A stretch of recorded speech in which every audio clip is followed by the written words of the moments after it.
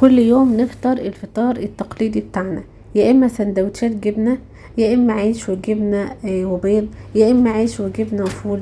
النهاردة بقى هقدم لكم فطار حلو وسريع، وهي مناقيش الزعتر السريعة في الطاسة بالعجينة السايلة. يعني من غير بقى ما نعجن ولا نفرد ولا نسيبها تخمر ولا الكلام ده كله، عجينة سايلة كده في الطاسة، كمان من غير بقى ما نشغل فرن. حلوة جدا، وريحة بقى الزعتر مع زيت الزيتون بيبقى حلو قوي. وكمان هنعمل اضافة كده بالجبنة الموتزاريلا، هتديلها طعم حلو قوي برضو ومختلفة كده. العجينة طرية ولذيذة قوي، وريحتها حلوة جدا وسريعة، ما بتاخدش وقت، وبتيجي كده طرية زي ما انتوا شايفين، بتتلف كده زي السندوتش. حلوة وبسيطة جدا مع كوباية شاي بقى الصبح، فطار كده مختلف، وبتخلص معاكي اوام اوام، ما بتاخدش وقت خالص في التسوية ولا على الطاسة. دي برضو اللي بالجبنة، التسوية من تحت زي ما انتوا شايفين كده مظبوطة قوي، وطعمها خطير وتغيير كده في الفطار. تعالوا نشوف الطريقة والمقادير. اول حاجة معايا ربع كوباية من المية الدافية، ومعلقتين صغيرين من السكر، ومعلقة صغيرة ممسوحة من الخميرة، وبسيبهم كده لحد ما يخمروا. بعد كده في البولة بقى او الطبق اللي انا هعجن فيه، هضيف 3 كوبايات كبار من الدقيق، بس هنخلهم الاول، واي دقيق بستخدمه انا متعوده ان انا بنخل الدقيق.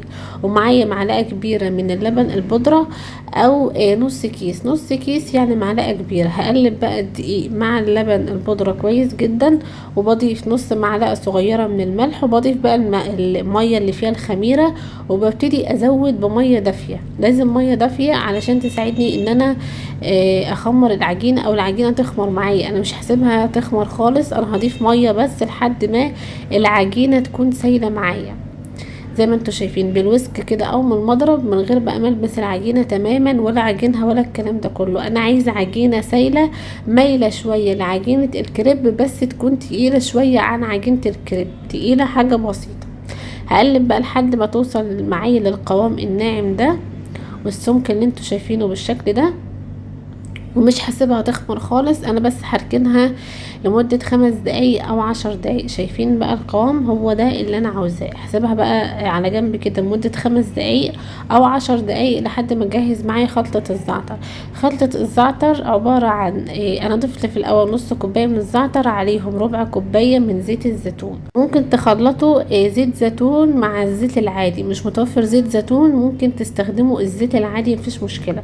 رجعت ضفت نص كوباية من خلطة الزعتر وشوية من الزيت، يعني المعيار كله كوباية مليانة من دقة الزعتر ونص كوباية من زيت الزيتون. هضيف بقى بعد كده ربع معلقة صغيرة من الملح لحد ما توصل معايا بقى للقوام ده. انا مش عايزاها سايلة اكتر من كده عشان ما اضيفش زيت بكمية كبيرة. هرجع بقى للعجينة على ما جهزت بقى خلطة الزعتر. خمرت معايا شوية زي ما انتوا شايفين وتقلت. في طاسة بقى تيفال على النار بحط معلقة صغيرة من الزيت وبوزعها كويس جدا، واي زيت زيادة ببتدي ان انا امسحه بمنديل المطبخ علشان المنقوشة من تحت ما بتبقاش مزيتة معايا. بوريلكم القوام برضو قبل ما اضيف العجينة عشان تعرفوا كل ما العجينة خمرت او سبتوها ترتاح بتتقل معانا شوية. هبتدي بقى ان انا اضيف بقى وافرد كده. اول ما تتشمع من تحت هبتدي ان انا اقلبها، وهسيبها تستوي تسوية كاملة على الناحية اللي انا هضيف عليها خلطة الزعتر. معلقة كبيرة كده بقى من خلطة الزعتر دي او من دقة الزعتر السوري، هبتدي ان انا افرد كده على العجينة او على المنقوشة بالشكل ده، وانا بقى مهدية النار خالص علشان تستوي معايا من تحت، ودقة الزعتر مع زيت الزيتون تطلع كده. وبنقدمها بقى في الطبق، بركنها بقى على جنب لحد ما بخلص الكمية كلها. في نفس الطاسة مسحة بسيطة قوي من الزيت، وبنزل بالعجينة السايلة اللي معانا. بميل العجينة كده بالطاسة علشان تتفرد معانا. وبعد اول ما تتشمع بقى هقلبها وهسويها على الناحية اللي انا هفرد عليها معلقة الزعتر دي، علشان مش هعرف اقلبها تاني. فاهمين قصدي ايه؟ وبعد كده بقى هفرد دقة الزعتر كده من فوق، وبكون مهدية النار خالص زي ما قلت لكم من تحت، علشان عقبال ما افرد خلطة الزعتر بزيت الزيتون دي العجينة تستوي من تحت وما تتحرقش معانا. وبرضو دقة الزعتر تتشمع كده.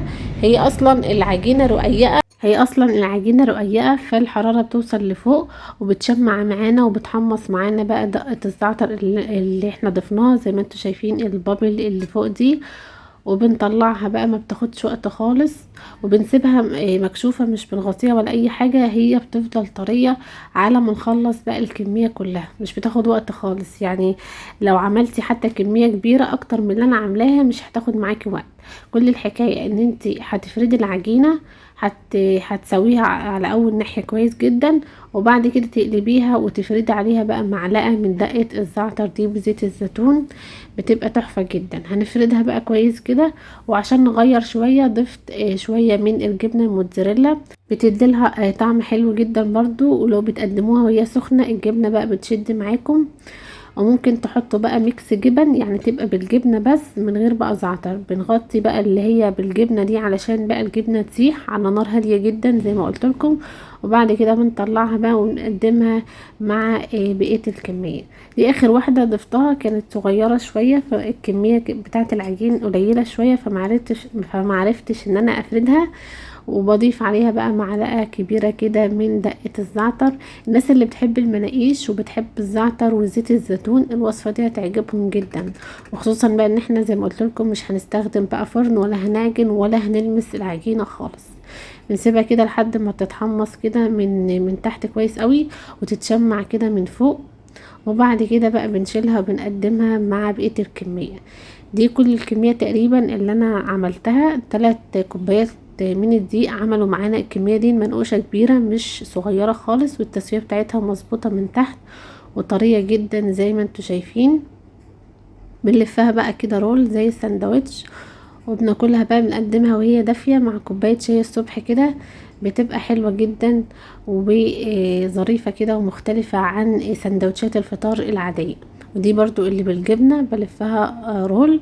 العجينة زي ما قلت لكم طرية خالص، طرية ومستوية، ومهما سبتوها مكشوفة في المطبخ مش هتنشف معاكم خالص. جربوها بالطريقة دي ان شاء الله هتعجبكم جدا. وزي ما قلت لكم لو مش متوفر زيت زيتون ممكن تعملوها بالزيت العادي، وممكن تعملوها بالجبنة بس، يعني تعملوها بميكس جبن من غير بقى زعتر، برضو هتبقى حلوة قوي. جربوها على طريقتي وان شاء الله تعجبكم جدا.